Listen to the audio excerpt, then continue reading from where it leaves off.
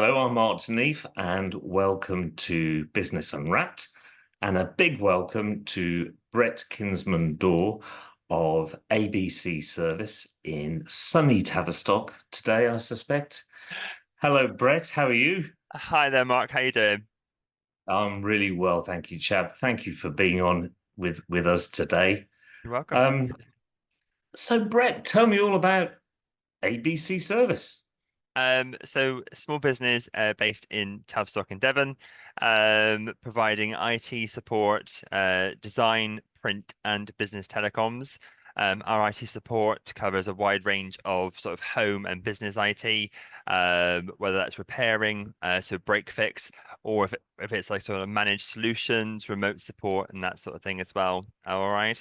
When it comes to graphic design, literally anything from logos through to banners, flyers, you know, online social media designs, for example, we do that as well. Our printing is, again, a lot of it's done in-house here. We do flyers, business cards, banners, again, you name it, booklets, you name it, we'll probably pretty much do it here. All right.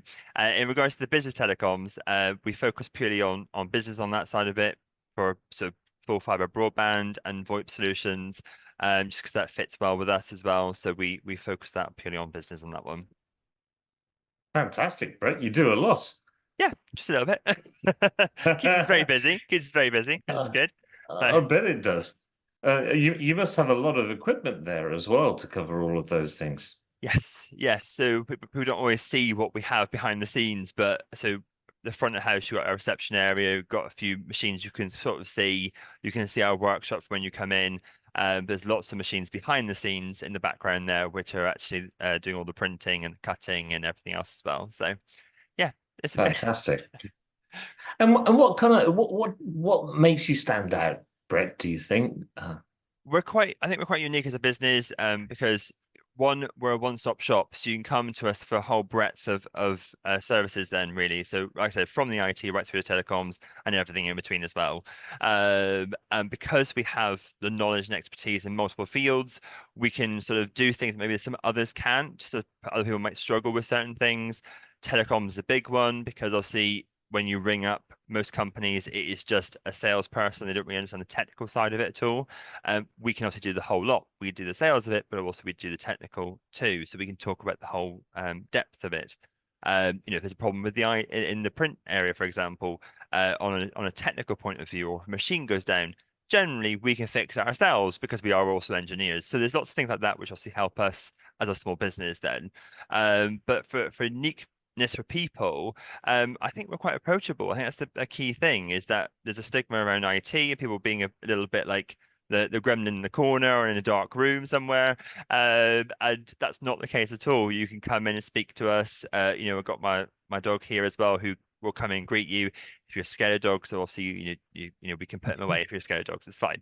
But I like to think we're quite approachable and we're unique in that sense. So there's not a lot we won't turn our hands to help people out where possible, basically.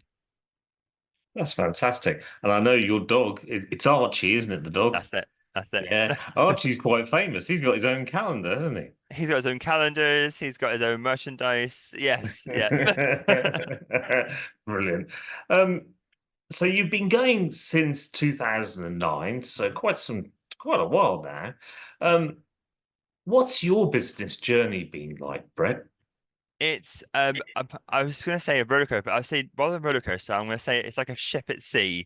Hey, it has hit those waves sometimes, and it has definitely gone down as well. It's one of those things of it's been the nature of business.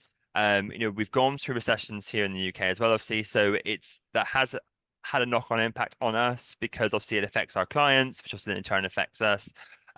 But we've gone through them. We've got ourselves through them as best as I possibly can, and obviously, then we've come out the other side. I've got three solid members of staff here, plus myself, and obviously Archie, obviously. Um,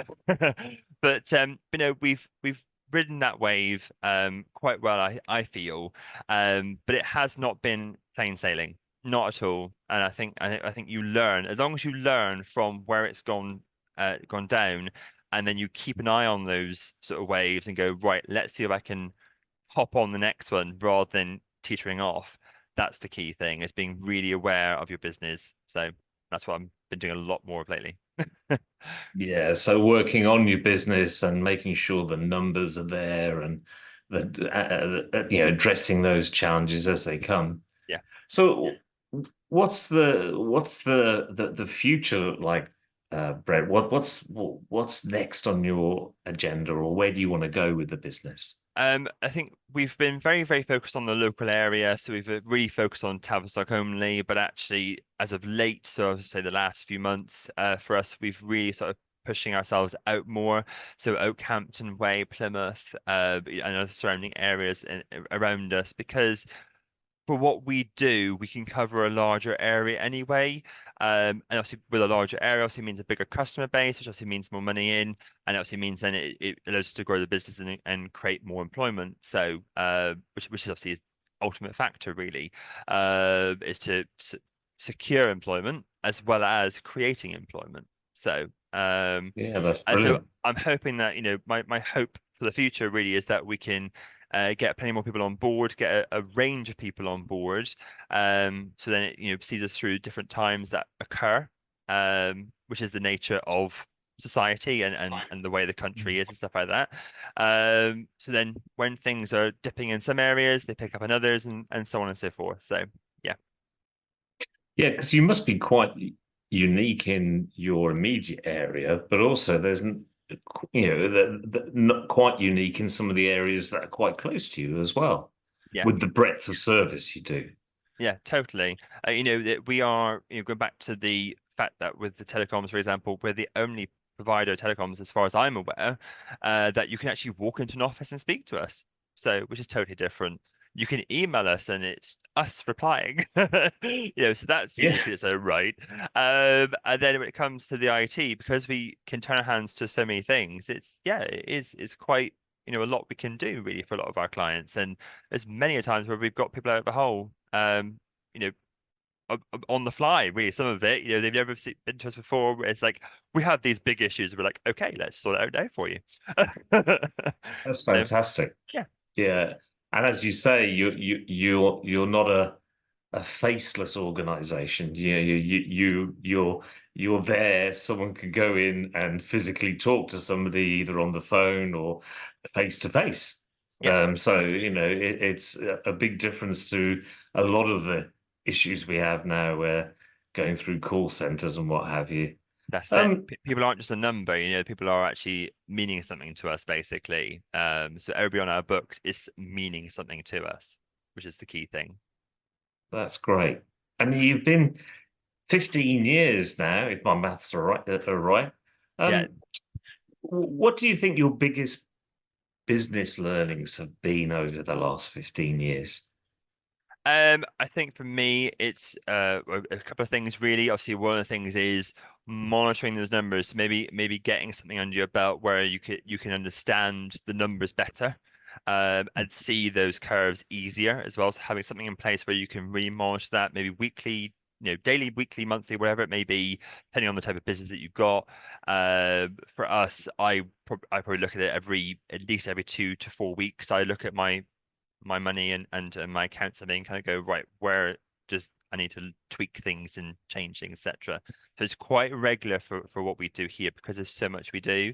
Um, but also I think over the years as well, it's that kind of thing of don't become reliant on, say, one or two particular clients, because that then means then if anything ever happens to that client, you're stuffed, basically. So, don't rely on one person. You need to have a range of people that are all bringing in the money to you. So at least then you're stable across the board. And I think that's something that I did learn as well, along the way, Absolutely. basically. Yeah, no, no, good advice, Brett. And it must have been a little bit of a learning curve as well for you when employing and managing people, I imagine, Oh yeah. because when you start, you tend to start by yourself, and then suddenly you grow a team. Mhm. That must have been an interesting bit of the journey. It's very, very different because also you've then suddenly got to look after others as well. Then, so obviously, so when it's just yourself, when you're a one-man band, you just look after yourself. You work when you want. You can do how many amount of hours you want, etc. But still within reason. Obviously, it's got to be sensible still. And when you start off as your business owner, yes, there's probably more hours that you put in your business than you ever would ever would normally. But if you worked for someone, um, but when you employ someone, all of a sudden now you've got an extra person you got to look after. You then got to think of the wages and the costs involved with that, and the taxes and all the other things as well that go with it. And yeah, that is quite a big learning curve when it comes to all the bits that go with it, the PAYE, the tax, national insurance, the pensions, for example, and things like that as well. So yeah, that's a hell of a learning curve. And that's why What I I have love a about it is bookkeeper that and accountant. yeah.